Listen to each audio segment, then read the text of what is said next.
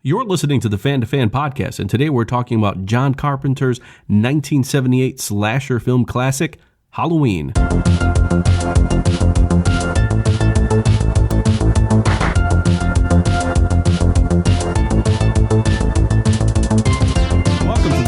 Podcast. This is your host, Bernie Gonzalez, and I'm here with friend, fan, musician, comedian, all-around man about town, Chad Lind. What's going on, Chad? Not a whole lot. Good to hear you, sir. So you are returning from our previous discussion on Westworld, and today we're talking about 1978, and I have to say it before, John Carpenter's The One, the Only, the Classic, Halloween. Yes. Last time I started with the big question just because I like to give it some context. Where were you in 1978, Chad? 1978, I was not allowed to watch this film in 1978. But in 1978, I was a kid, and I was living in Lake Forest, Illinois, in the first house we ever lived in Lake Forest, with my parents and my brother and our dog. Okay, so I suspect that while you were not allowed to see Halloween, you probably did see Superman. Yes. And a few other movies. These, maybe yes, maybe no. Grease, Animal House, Invasion of the Body Snatchers, Deer Hunter. I hope not, but maybe your parents were liberal. Jaws 2, Dawn of the Dead, and I Spit on Your Grave, all in 1978. Wow, that is a very verboten year for film. Yes, and Halloween comes out October 25th of 1978. But in October, right before Halloween is released, Midnight Express, Attack of the Killer Tomatoes, and The Wiz all come out in October of 1978. So just to add to that pretty dense, some of those movies are just award-winning movies that have stood the test of time. Yeah, and also movies that at least for me, as I got older, especially Halloween and Animal House, those two were movies that I wanted to see well before my parents would let me. Yeah. So Halloween, shot in 20 days for a budget of $300,000, and some say $325, made a box office of $70 million worldwide, which equivalent to roughly $267 million in 2016 money, would become one of the most profitable independent films. The reception, it was initially dismissed by critics, and the first positive review actually came from Tom Allen of The Village Voice, and this was in November of 78, and he said that the film had Hitchcock-like techniques that were effective, and he pointed out the stylistic similarities to Psycho and George Romero's 68 Night of the Living Dead. Roger Ebert gave the film similar praise in 79 in his review for the Sun-Times and said it was one of his top films of 78. So since then, it's gotten a much better reception. 2006, it was selected for preservation in the U.S. National Film Registry by the Library of Congress, saying it was culturally and historically and aesthetically significant. I think it's fair to say, if anyone's listening, they're probably fans of the film genre. So even if you are not a fan of horror or Halloween per se, you are well aware that Halloween has been imitated, spoofed, idealized. There have been a long line of slasher films that I guess technically were, if you go back, were inspired by Hitchcock in 1960s Psycho. But before Jason appeared in Friday the 13th or Freddy showed up in Nightmare on Elm Street, there was Michael Myers in Halloween. So I'll start off with the question, Chad. When did you first see Halloween? I put together the fact that I was scared by the concept of this film when I was a youngin'. And I didn't want to watch it. And then I want to say I was probably in 8th grade. They played it on NBC. It's Halloween, the night he came home, when the deepest fears are made real, when the darkest nightmares come true. When the most courageous soul cowers in the face of evil. First time on TV, the modern horror classic from John Carpenter. Parental discretion advised. This film contains elements of shock and suspense. And now, Halloween, you won't be watching alone. 1981, yep. Yeah, and my parents were like, I have a younger brother, and they were deciding whether or not to let him watch it And then we decided we would all watch it as a family. And because I was the age that I was starting to get into that rebellious phase of like, I'm not scared of this. I can watch it by myself. I'll watch it with my family. We watched it in the family room as a family, as a nuclear family. And I was like, oh, that was really good. That wasn't that scary. And I didn't sleep for 3 days. I got so freaked out. It was one of those things where as soon as I was alone, I was completely aware of what freaked me out about the movie. And it wasn't the stabbies. It wasn't that's what I call, death scenes, the stabbies. It wasn't those scenes. It was the weird sort of creepy way that they used the stalking shots of Mike Myers, and the weird those incredible scenes where like you think he's dead and then you see Jamie Lee Curtis in the foreground and then all of a sudden Myers just sits up and turns and looks at her in the back of the shot. And that shit stayed with me for the rest of my life. And you would want to revisit it over and over again. I do. I watched it and I was like, God, that still fucking scares me. So I remember watching it on WGN, and they would usually they would only air Halloween 1, 2, and 3 Season of the Witch during Halloween week. And they would air them kind of back to back to back. So maybe like a Monday, Tuesday, Wednesday kind of thing. And I remember watching them, and I was very much the best way I can ever describe my childhood. If you've ever seen the intro to the classic Jim Carrey movie Cable Guy. Yes. That was me as a child, where my parents just kind of put me in front of the TV and said, we will now let Get Smart and Hogan's Heroes raise you and teach you everything you need to know about life. Which, all things being equal, those are pretty good mentors to have as a kid. Yeah. So I remember, it's Halloween week, and my folks were very religious and would not allow me to go trick or treat or wear a mask or anything around our neighborhood. So I was very much stuck to the TV, watching everything Halloween related. And then WGN, primetime, 7 to 9 p.m., would air these Halloween movies. And it was this sort of strange like paralysis, because I remember watching them and being scared, but not really being able to move or react, because like you said, there was this sort of strange, I don't know, the movie has this strange ominous feeling where it doesn't necessarily always get you immediately, but it does stick around with you. And whether you're like 8 years old, or when I kind of reconnected with it in college, and when I was in college, I kind of went to the local video store and rented every single movie that I could imagine, because, classes are optional. Right. And, then I saw part 4 or 5. And then at that point, part 6 was out. So at that point, I'm kind of revisiting all the Halloween movies. And it was just like, okay, transported back to being a kid, watching them on WGN, and just realizing this movie's really scary. Yeah. I haven't had a therapist for a few years now. I probably should, but I haven't. But the last therapist I saw was fascinated by the concept of actually gearing up to scare the hell out of yourself. He was just like, I find that fascinating that you are intentionally trying to freak yourself out. And I'm like, yeah, I am. He's like, well, that's good. You're trying to be emotionally vulnerable, which is true. It's a feeling of vulnerability. And it's because it's something where I feel vulnerable a fair amount of the time, but there's a part of it, there's a physical aspect to it where you're a strong, male, and so am I. And generally speaking, people don't really fuck with me. I don't really have to worry about walking home late from the club. You know what I mean? Like, that's not something I have to so I don't really get scared and things like that. There's something about this time of year where it's like, okay, this stuff will freak me out, and I will wake up in the middle of the night and I will be looking at my bedroom closet and be like, wait, did I see something move in there? Like that type of stuff. And I like that.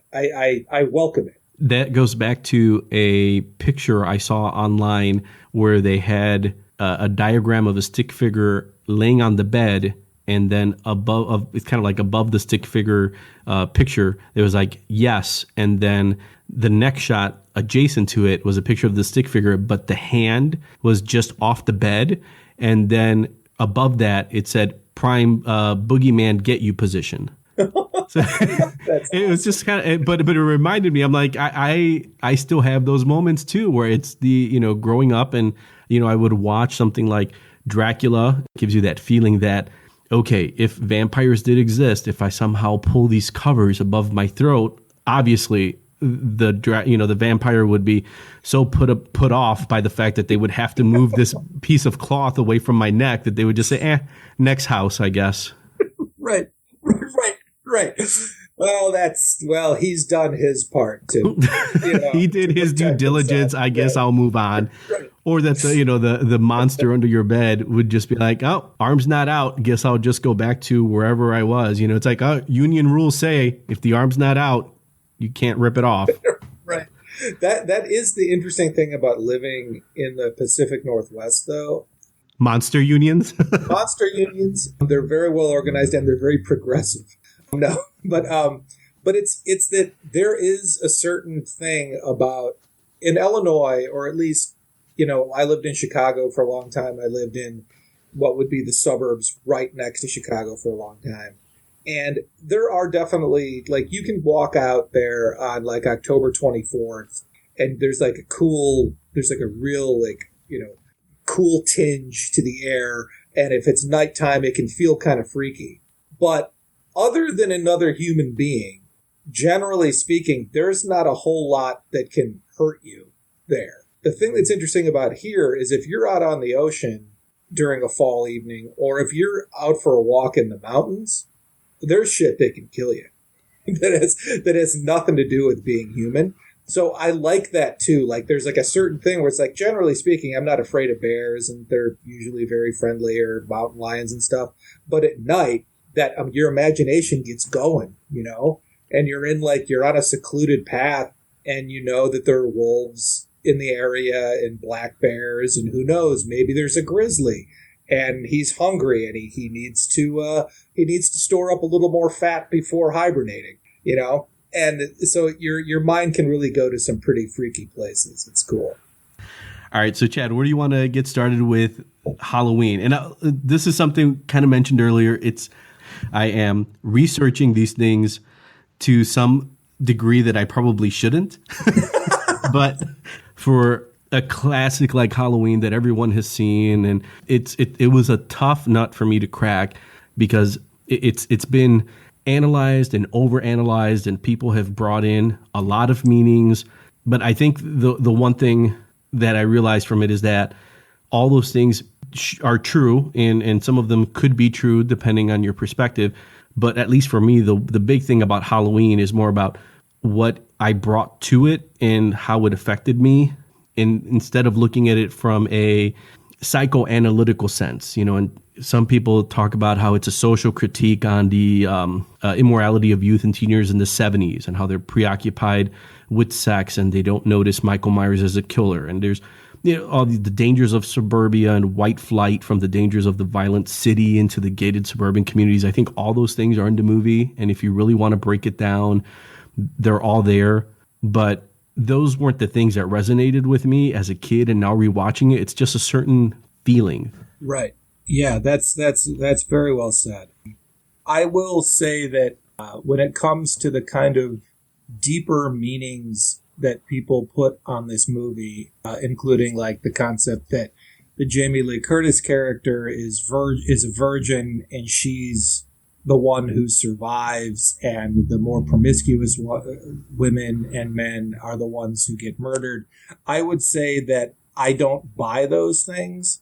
Okay. In the sense that the reason for that is because the only thing that makes those things actually occur is the fact that there's this freaking nut job psycho with a mask on who's come to their town. So it doesn't really make any difference. Do you want to be, like, from a morality standpoint, you can't just take it as a snapshot of like, oh, those kids got killed and she lived. It's like her best friends got murdered by this nut job. What kind of reward is that for staying a virgin?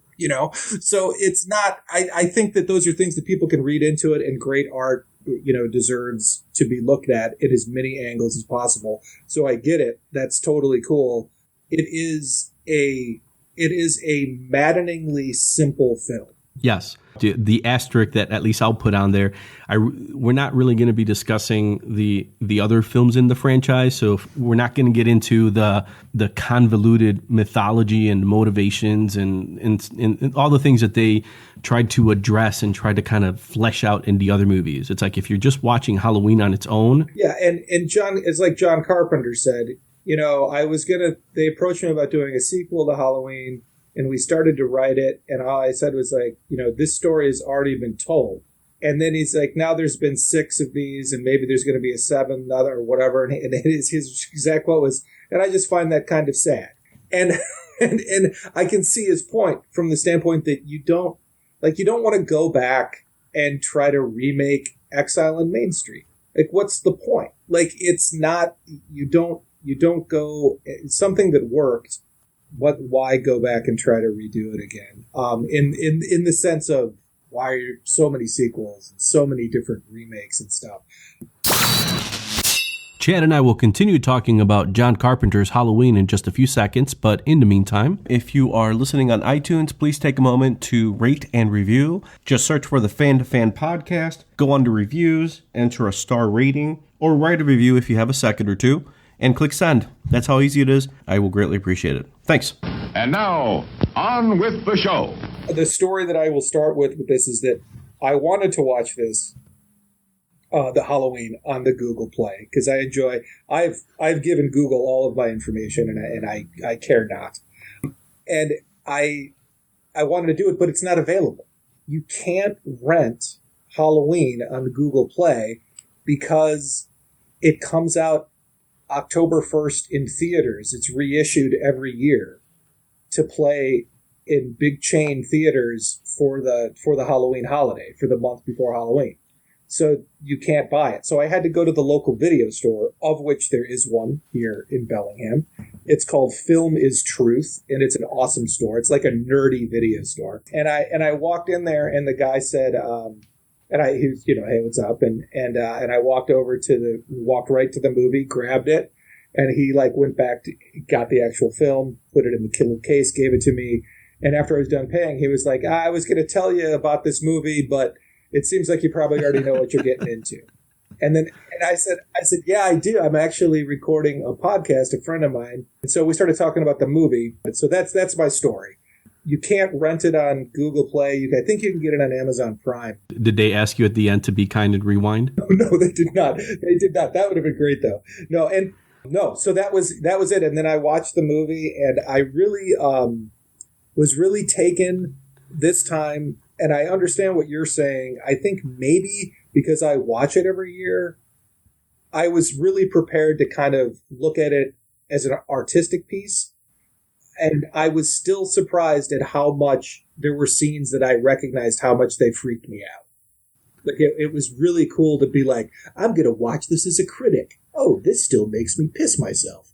Like it was very cool. It's still affecting after how many times would you say that you've actively seen it, beyond being a kid? I mean, maybe 10, 12 times? Yeah, probably 9 or 10 times for sure. There you go. Yeah.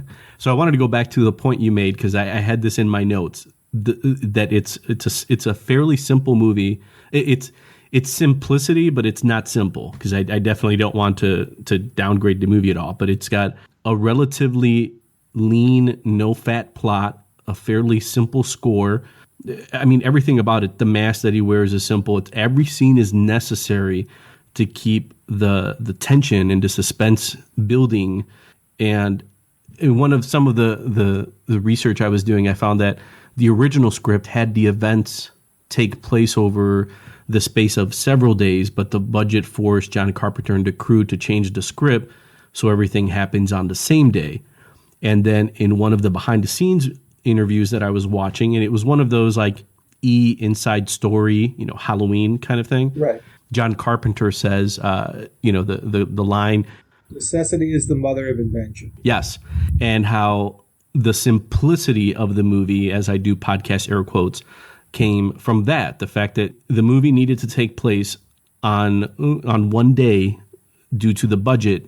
So you have all of these external forces that are, kind of pushing on all these creative forces to create this, again, simple movie that is not simple. Right. And that's a great way of saying it. The thing is that when you go back and you look at it again, if you can get into your head, it's tough sometimes to get out of the younger version of yourself when you're watching these things. But if you realize what independent filmmakers now are working with versus this movie, it's insane. They had basically one camera. There aren't multiple angles of the same shot in this movie. It's fascinating what he was able to do with this tiny budget. And I think that for me, that what I recognized this time, or that I thought I recognized, was that the plot itself is so bare bones that it almost works in a meta sort of way. It allows the audience to recognize that they're in a movie theater watching a horror film, and therefore they're going to fill in the gaps like they're watching a horror film.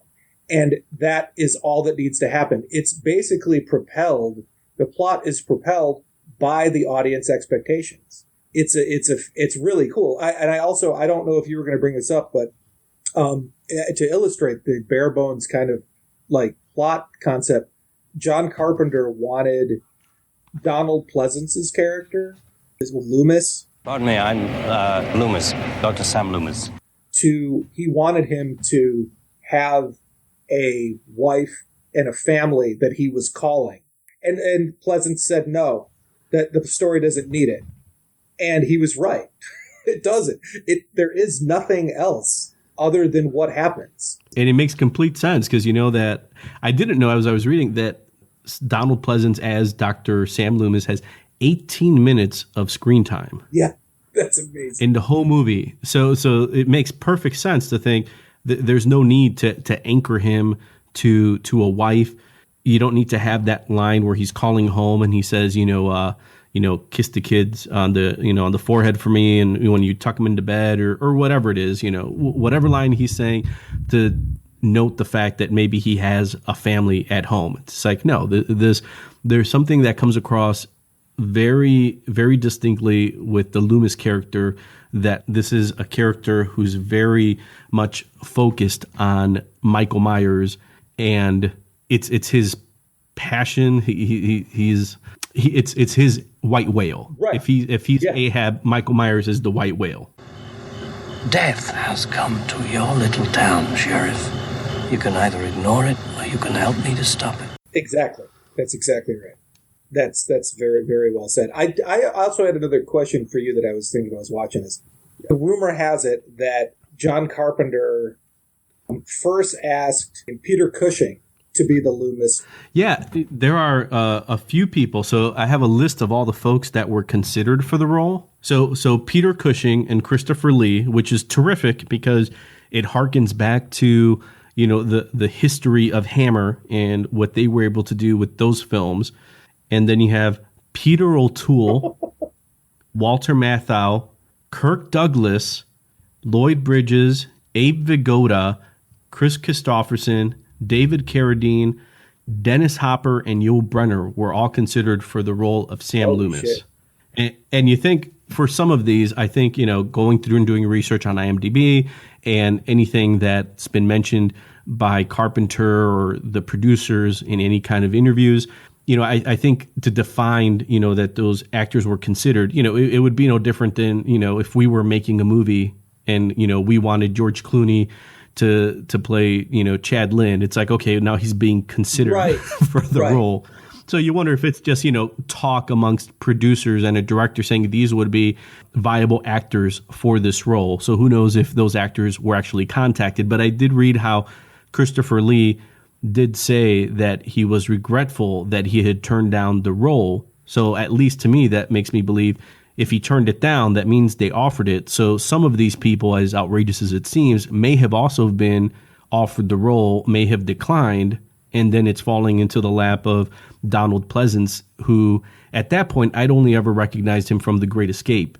And I always thought he was a great character in that movie. And I know he's been in some Westerns, and I guess that's where the producer put the two pieces together thinking he would be great for the role of Dr. Sam Loomis. But, to think of some of those other actors in that role, there was a quote by Carpenter where he said, if you bring in someone like Peter Cushing or Christopher Lee, you're bringing in everything they've done, and it's that like cinematic baggage where I see them as Van Helsing or as Dracula, as Sherlock Holmes. It's like that's what I remember them as. So I don't know if I see them as a blank slate as I saw Donald Pleasence. Yeah, I think one of the things that's really interesting, because I consider there to be a certain effect with that I consider to be the Alec Guinness effect, which was that Alec Guinness agreed to be Obi-Wan Kenobi in Star Wars before this film was shooting, I think, right? So the Star Wars had been out when this film was being shot. I think. Because Star Wars was 76. Star Wars came out in 77, but it was a long shoot. Okay. So I think it was shooting from 75 to 77, I think, something like that. So, but there was this thing that like Alec Guinness was obviously the one great actor on the set.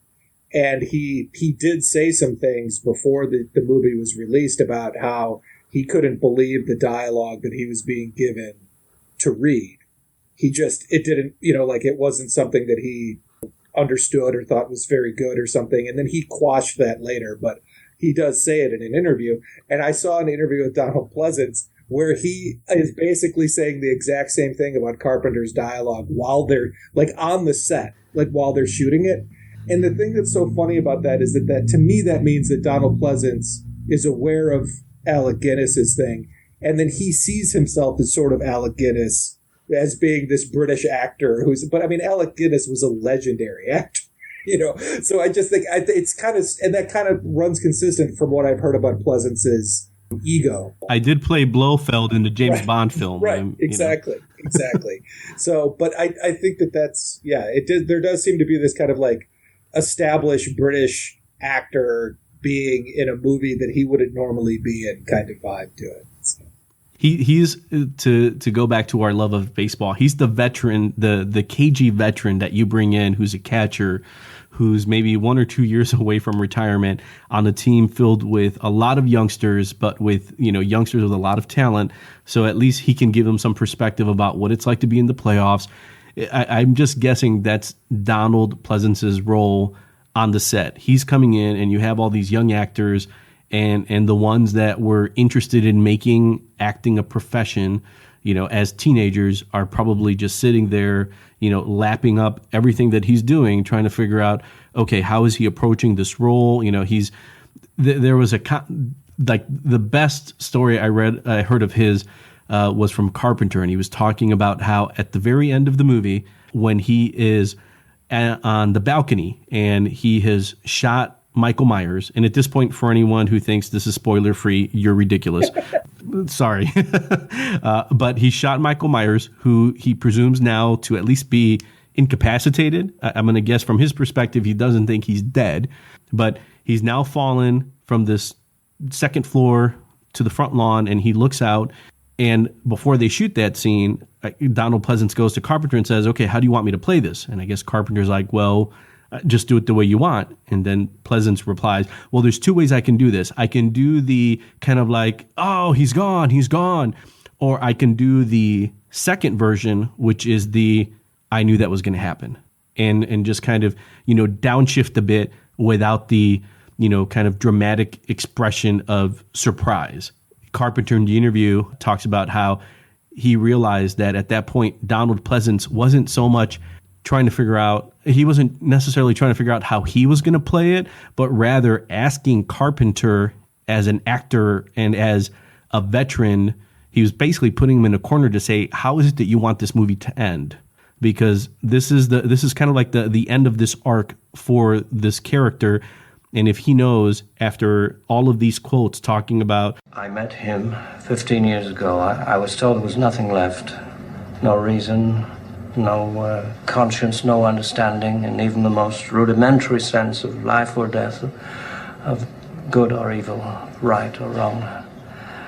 I met this 6-year-old child with this blank, pale, emotionless face and the blackest eyes, the devil's eyes. I spent 8 years trying to reach him, and then another 7 trying to keep him locked up, because I realized that what was living behind that boy's eyes was purely and simply evil. A character who's obviously focused on this, his one patient practice of Michael Myers. And how is it that you want me to end this? Should I be surprised? Because I feel like maybe I shouldn't. I should just be looking down there being like, huh, I knew it. Told you guys. Yeah, that's really interesting because it's it's an interesting choice. He also, if you watch that scene, it is kind of hard to tell what he does. You get a feeling for which of those two that Carpenter chose, but it's not incredibly obvious.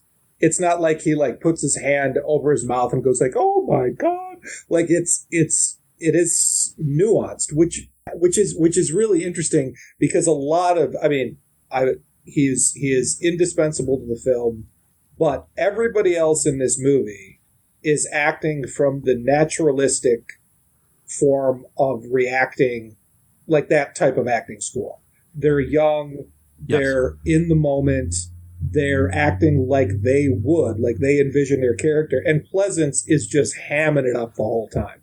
I mean, when he walks to the phone booth to make the call and his yellow BMW's in the background, like his body language and his whole thing is so hammy, but it's perfect.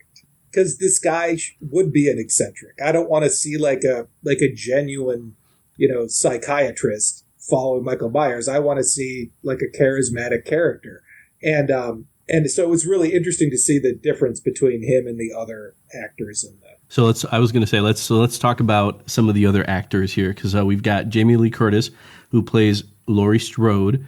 And this was her screen debut. Before that, she'd worked on Operation Petticoat Junction. They initially, John Carpenter was looking at Anne Lockhart, who's the daughter of June Lockhart, who was from Lost in Space.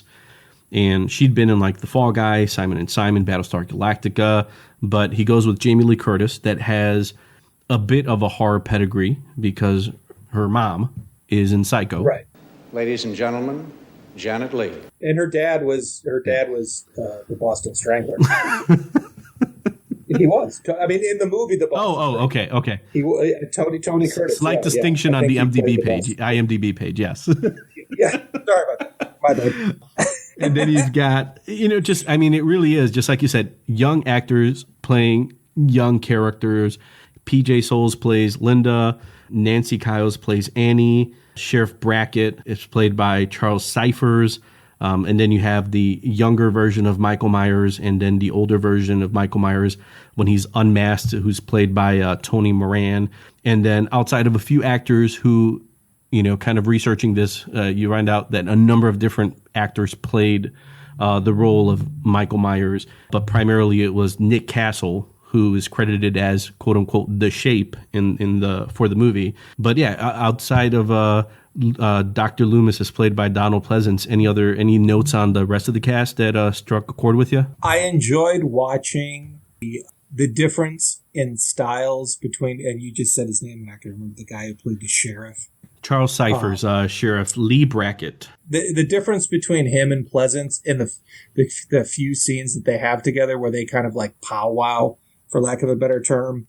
And I like the fact that there's not this heightened conflict between those two characters, because that's the type of shit that drives me crazy in movies, where it's like the Pleasance character comes in and says what he thinks, and then the other guy's like, nah, that's bullshit. You're not blah, blah. Like, it's all I hate that stuff because it tries to like raise the stakes in a way that just doesn't seem reasonable to me. I like the way that this sheriff was just kind of like, well, this guy could be nuts, but also, he seems like he might have a good point too. Doctor, do you know what Haddonfield is?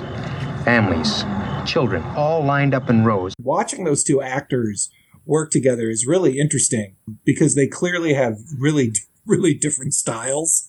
And I think their scenes are very, very cool. And every time they're on screen, they're definitely on the exposition express because they're kind of pulling along. It's kind of like, all right, let's let the teenagers be teenagers and do what they're doing.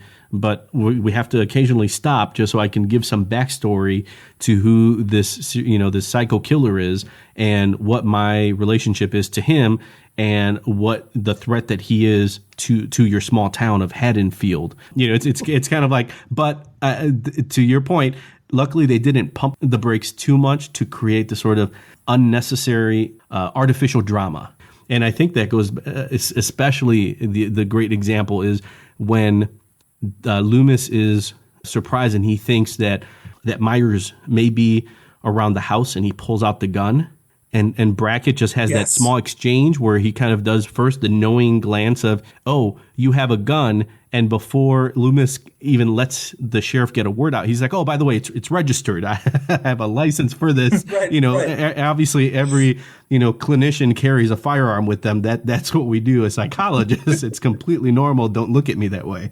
That's really funny because I remember that scene too. Was just thinking like, that's a great, like for all of the obvious exposition, there are those little moments between the two of them where you get to know their characters a lot more than you get to know some of the other characters in the movie, which is that, I thought that was really cool. Also, the most obvious exposition is right when Loomis gets to town and he's clearly been in some type of like the building or something. And he's walking down those stairs and he's talking to that other psychiatrist professional or whatever. I don't know who it is, but that is just nonstop exposition. And it's so great. And because they didn't show him inside. They don't show him inside the building making his case. They just show the exposition. And then the same thing, they don't show the sheriff at some point, like with his feet up on his desk in his office on Halloween night, like looking at the clock going, maybe there is something.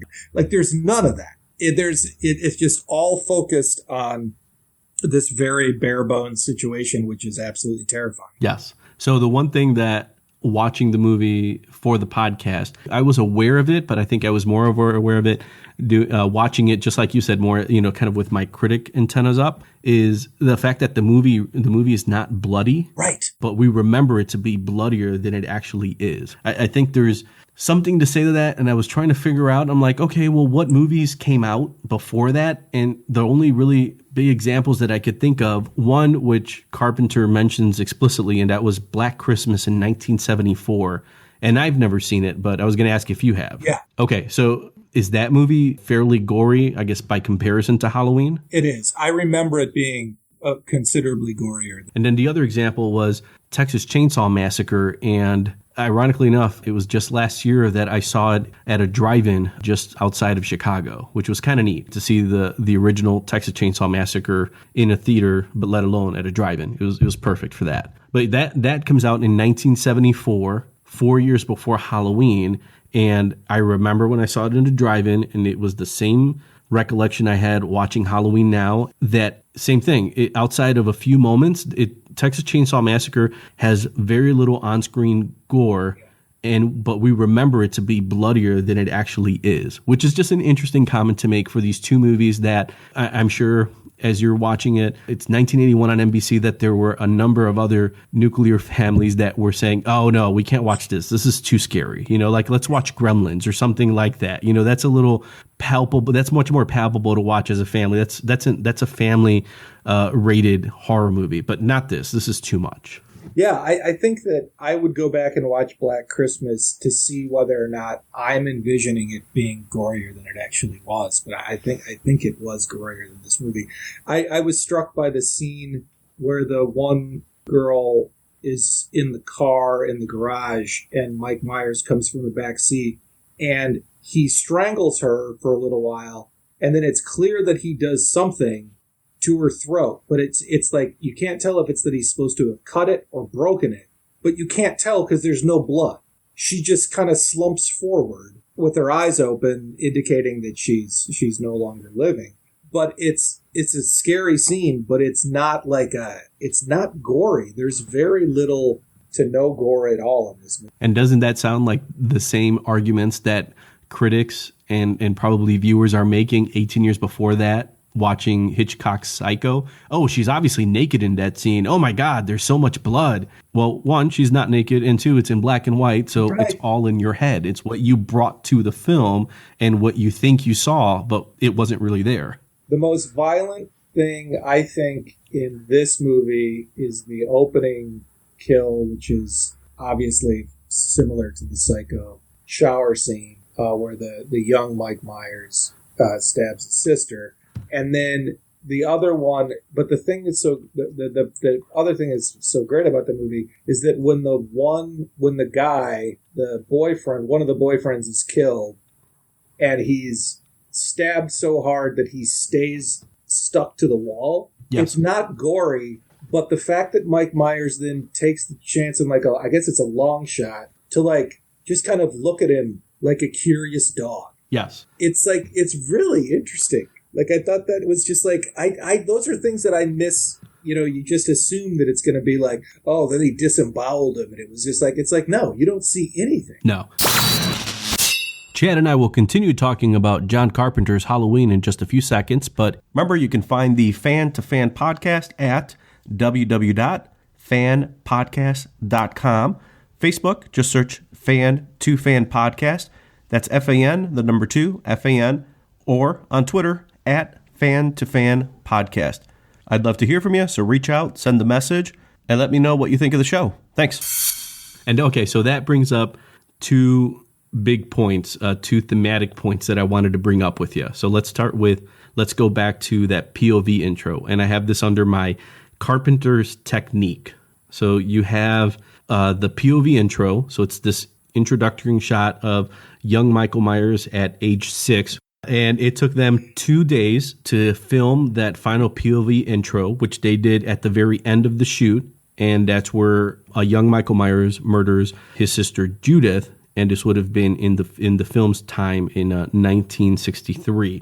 But it's an interesting stylistic choice, and I listened to quite a few podcasts and saw things, and they're kind of breaking it down, and they're talking about how it's inspired by Touch of Evil, the Orson Welles movie, and it's okay, I can see all of that, but for all the folks that I heard say, okay, well, it kind of puts you in the eyes and the mind of a killer. So maybe you feel that, that tension. And then when you see what he actually does, does it take you aback a bit to the point where in the beginning of the movie, you're essentially in the POV of the killer.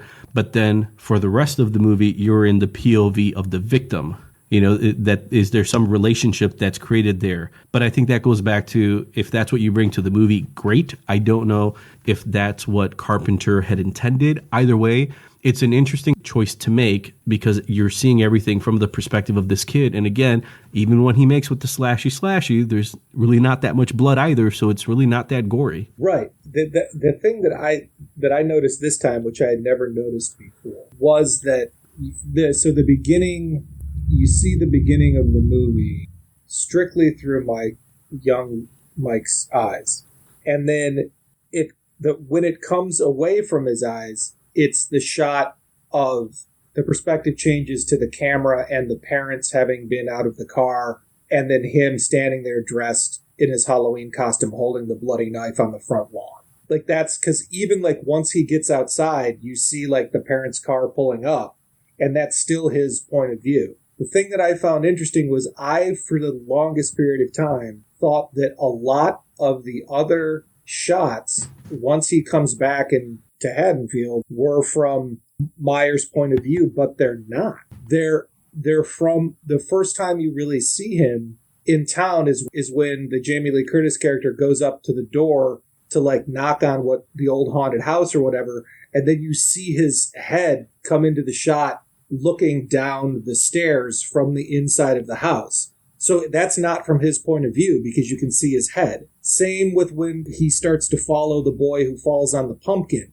When he's driving the car, the camera's in the back seat because you can see the grill between the front seat and the back seat of the state, whatever psychiatric institute station wagon. So I always thought that those were from his point of view, but they're not. And I wonder if that was an intentional decision or if it was just no, who cares? But it was really interesting because that whole first part of the movie is from his point of view. And then the rest of those scenes are from just slightly not his point. Yeah, I think listening to all the stuff that Carpenter said about the film, there were things that I'm guessing that there were shots that he meant to do, to reproduce, things that he just saw maybe in his mind's eye, things that were intentional, but that there's just a lot of stuff where it was just like, this is the only place where we can set up the camera because we have very poor lighting for this film. So right. We'll just go ahead and do the shot from here. But that reminded me of the scenes you mentioned with kind of like the beginning, the subtle stalking, and how you mentioned earlier, you think about what an independent director or a crew would have to work with now. Forget just the cameras, but also, software that they could use to edit and create any special effect that they wanted to. Then when they're filming this, maybe 77, they're using a Panaglide. And at that point, Terrence Malick had only used it in Days of Heaven. But I mean, the idea that that's created that perfect kind of very subtle stalking feeling where it felt like something was floating, around these teenagers and was stalking them. But the second they turned around and looked, and you're just like, yes, it should be there when they turn around, just based on the distance, the space between, this thing that's stalking and the person that's being stalked. But then they turn around and it's not there. It lends itself to that supernatural feeling the movie has. He's a killer, and he should be human, and he should be mortal, but there's something else going on. There's another layer. And whether Carpenter was doing it on purpose or not, or it's just the way it made sense to do it, it works. Yeah, that's interesting. I think the things that I saw this time around, that I was surprised at how raw my reaction was to them. The two things I think I mentioned before is one of the scenes where Myers kind of sits up in the background and then turns towards the camera. And the other one was when JLC is babysitting the kids, and it's the little boy and the little girl, and the little boy, and they're like, he's put himself between, the little boy has put himself between the window facing the street and the curtain, and he sees Michael Myers carrying a victim up the stairs, a little bit like a new bride, which was a little hokey, but still, like, how else are you going to carry somebody like that? But carrying up the stairs. And when I was a kid, there was always that weird sort of feeling of like, you're in your house, you're safe. And if you get up against the window and the curtains, that's kind of like the danger zone. Like, you're in between, like, because you can see what's outside, and there might be something really scary like that. And that just totally affected me watching it this time too. Just kind of like, oh man, I remember it kind of testing the zones of the house. Just kind of like, okay, I'm safe over here. Oh, but I can see outside there. What's going to be out there? Oh my God, is it going to be freaking Michael Myers standing looking back at me? And then how does that change the situation inside the house? Like, it just all came kind of flooding back. And I think that works perfect with what the producer said when they were talking about the original. So the original title of the movie was The Babysitter Murders, and they liked the idea so much because they thought there are going to be a lot of people out there who can identify with this because they were either the babysitter or they were the kids being babysat. But in any case, it was going to be a situation where people would maybe realize, like, I can see, I've been in a situation before, and maybe that's where, they would be scared because there was some empathy there. So I think that also goes back to the mythology of like the boogeyman, right? Like, if there's some creature that's outside, as long as he's outside your house, you're okay. As long as you're inside your house, you're fine. But if they're outside, they can't get you. And I wonder if that's, whether it's purposeful or not. Again, Carpenter did a great job of kind of honing in on that belief that people have of whatever it is. For Loomis, it's like some sort of evil incarnate. But for the rest of us, it's like, all right, it's the thing that lives outside that you can't see. But when the wind is rustling hard enough and maybe it's raining and there are some leaves moving around, you start seeing things in your mind's eye. You start kind of filling in the blank. And is Michael Myers one of the things that fills in the blank? Laurie, what's the boogeyman? Right. And it's a great idea.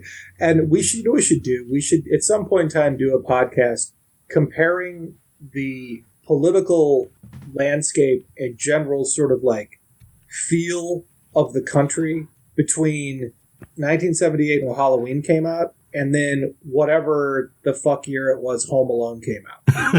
because there is this totally weird thing where all of a sudden being alone in the house with I know it's a slapstick comedy and all that shit, but like being alone in the house, like the kid suddenly like becomes extremely conservative. Like really right-wing nut job in the sense of like the house is my fortress. I must protect it.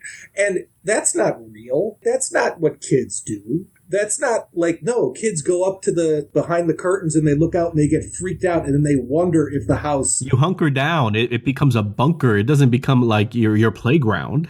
Right, exactly. It's not something that you are actively protecting in some sort of Ayn Rand way of like, seize your destiny, you know, fuck the government. Like, it's like, you know, it's more like, shit, if this thing gets inside, I'm screwed. Where can I hide? You know, like, it's like, and I don't know, like, for some reason, the way you were discussing that brought that up. Like that, what's the name of that actor who's the kid in Home Alone? Macaulay Culkin?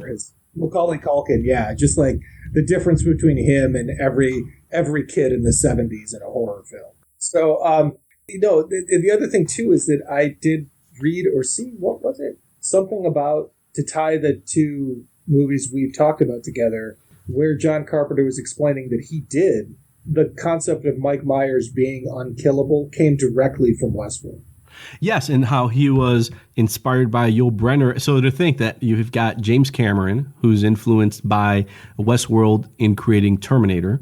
Michael Myers is birthed from Yul Brynner's gunslinger character. And they think about it, both characters, it's like Terminator gets run over, lit on fire, shot, exploded, and ultimately destroyed in like some massive commercial press.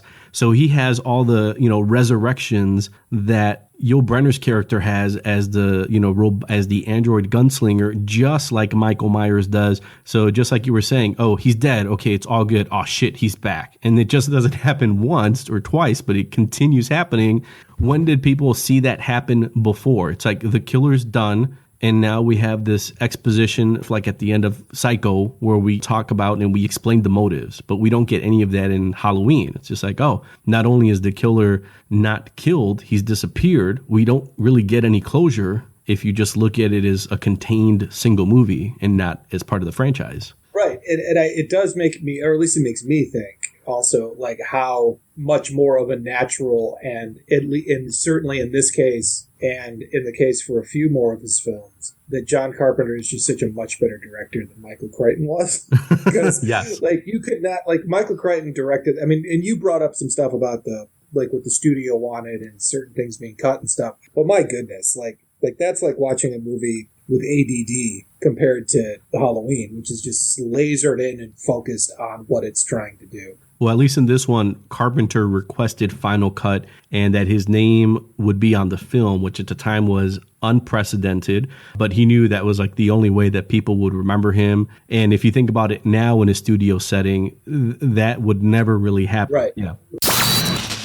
Chad and I will conclude our conversation about John Carpenter's 1978 slasher film classic Halloween in just a few seconds. But in the meantime, if you are listening on iTunes, please take a moment to rate and review. Just search for the Fan to Fan podcast, go under reviews, enter a star rating, or write a review if you have a second or two, and click send. That's how easy it is. I will greatly appreciate it. Thanks. So the one comment I wanted to make after you mentioned Macaulay Culkin, because of course this is where the logical transition would go, is Michael Myers as a kid. So watching the movie now, I think I was cueing in on more of his childlike tendencies. Kills his sister at the age of 6, ends up in this asylum where essentially that's his life for almost 20 years. He escapes. And throughout the movie, we see those little moments. He kills the boyfriend.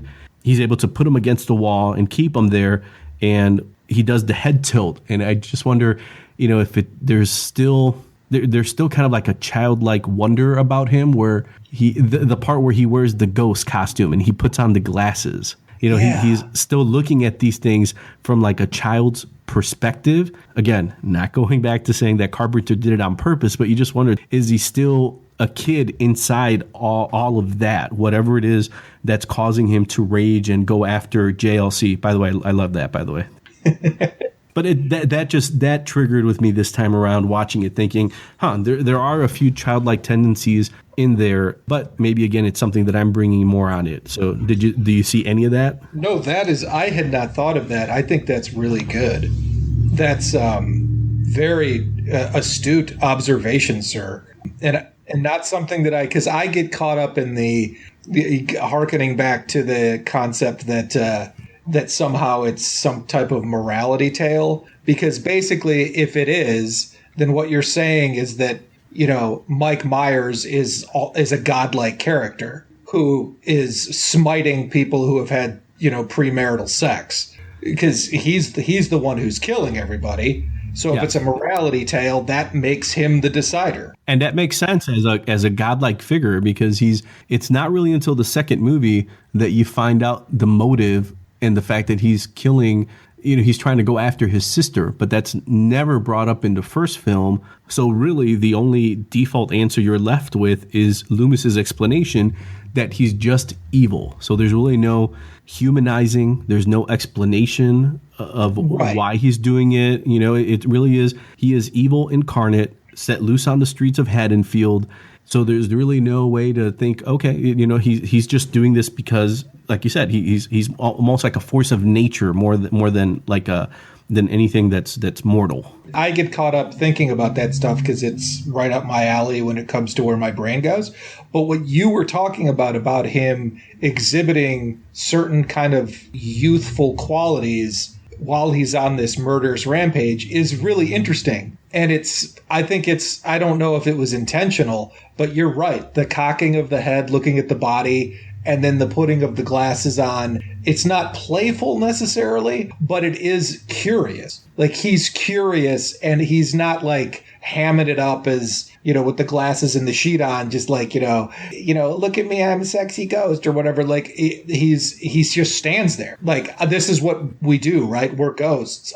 This is what you do for Halloween, right? That type of thing. That's a really good point. And I think it cues back to Michael Myers as a 6-year-old kid. And while I don't know if I necessarily accept the whole social critique of, the immorality of kids in the 70s, but I did find this quote by Pat Gill in her essay, The Monstrous Years, Teen Slasher Films in the Family, where she mentions that Laurie's friends, quote, think of their babysitting jobs as opportunities to share drinks and beds with their boyfriends. One by one, they're killed by Michael Myers, an asylum escapee who years ago at the age of 6 murdered his sister for preferring sex to taking care of him. So that scene where he puts on the ghost thing, it's kind of like it's going full circle back to, here's someone who should be taking care of children, just like my babysitter, my sister should have been taking care of me, and yet you're here having sex with this guy, just like my sister was having sex with this guy. And it's kind of like this weird full circle,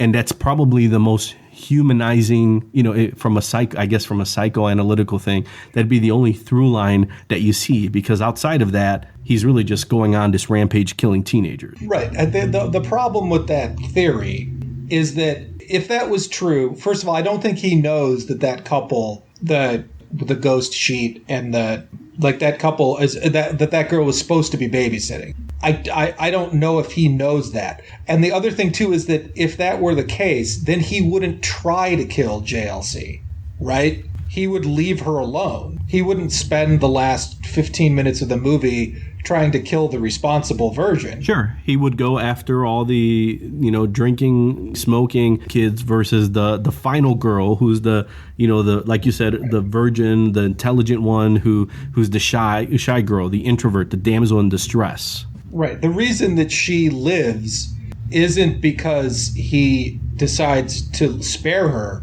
It's because she is resourceful enough and lucky enough to get out of it, and that the doctor comes in at perfect timing and saves her. It's not because he's decided that she's a good person, so he's not going to kill her. The reason she survives is because the screenplay says she survives. There's no other reason, you know what I mean? Like, it's not like some type of morality thing. I don't think. If you never saw any of the other films, you would think at the end of the first film that nothing is resolved. Here's this killer who is infatuated with JLC and is going through any circumstance to kill her, and presumably is killed a number of different times, but somehow comes back just to be shot by Dr. Loomis, to fall off a second floor onto this front lawn, and then to disappear. You would think the next moment after that still has to be Loomis thinking this Michael Myers is coming back, and Jamie Lee Curtis in shock thinking, okay, it must be killed, while she hears this ranting doctor saying, no, he really isn't dead. He's coming back. And for some reason, he's coming back for you. It's like there's no, that at that point, it would just be, there's this tidal wave that's coming, and it doesn't matter how far you think you can run. It's going to get you. Well, kiddo, I thought you outgrew superstition. Yeah. The other thing I was going to bring up, too, is like we talked a lot about Donald Pleasance, and we talked about the gentleman who plays the sheriff. It should be mentioned that the trio of actresses that make up a big part of the story are all fantastic. Yes. They are, like, the performances are wait, real. Can I amend my yes? Yes. Totally.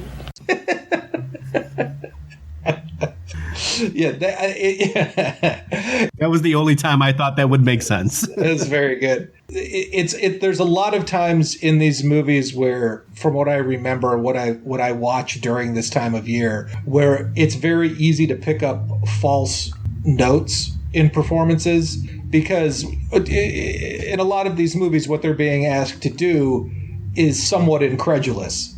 None of these characters act that way. They all act like they're very believable characters, and that it really helps make the story go, because it's not that you care about them in the sense of like, good Lord, these are Shakespearean characters with an enormous amount of depth. It's more like these performances are so good that you feel like you have an interest in what happens to these people. I think that's really cool.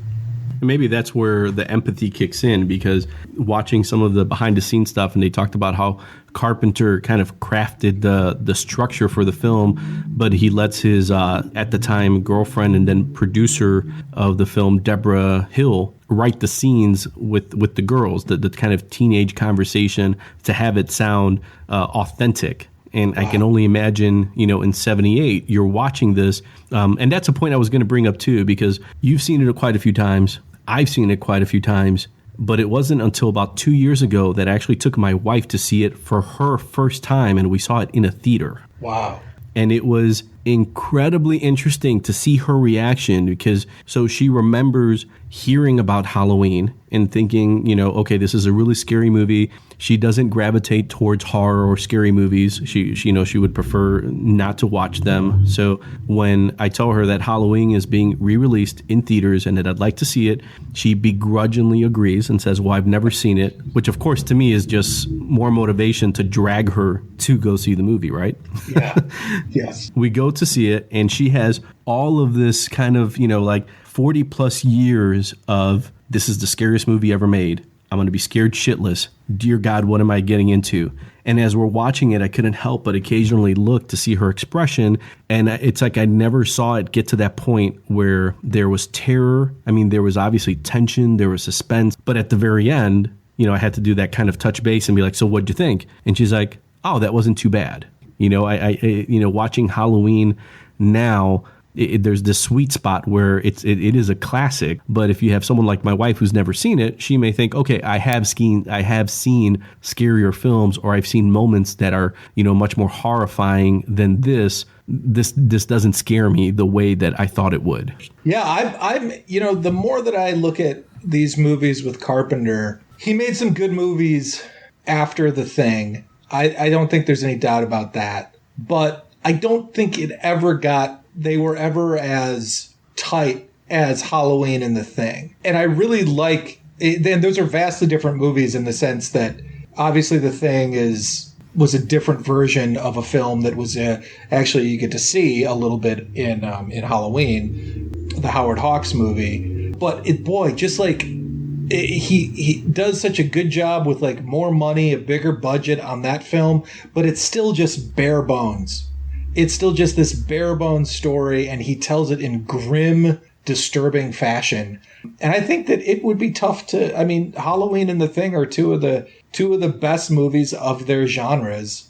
He's easy to talk about because he's done so many films in so many genres. I mean, if you like you mentioned, Beyond Halloween, The Fog, Escape from New York, The Thing for sure. But then you think of like something like Starman, a completely different role, and then to follow that up with Big Trouble in Little China. It's just interesting to think about what he's done, his influences. Starts off with his college film Dark Star in '74. It's basically a sci-fi black comedy, and from there goes to Assault on Precinct 13 in '76, which is totally influenced, there goes totally again, by Rio Bravo. But I mean, he's mentioned it a ton of times where he talks about his inspirations being John Ford with movies like Stagecoach and Searchers, Man Who Shot Liberty Valance, Howard Hawks with like The Big Sleep, Red River, Rio Bravo. He's definitely an old Hollywood guy. And if you think he's making, he makes Halloween in '77, and you have a movie like Stagecoach come out in 1939. He's out of USC. He's made a few films. Those are movies that he grew up watching, just like we grew up watching Halloween. So it makes sense that they would inform how he would make a film. But the one thing I remember in watching all of those films is that they had a fairly, again, simple but not simple plot. There was a leanness to those films where there wasn't a lot of extraneous material that you could take out. Those films needed what they needed. The Searchers needed everything it had to accomplish what it had to do, just like Carpenter was able to do in Halloween. And I think that my problem with Carpenter, and I say it's my problem in the sense that it's literally a lot of his other films, there's this kind of macho bravado that I don't get, that is just not my thing. Big Trouble in Little China is a good example of that.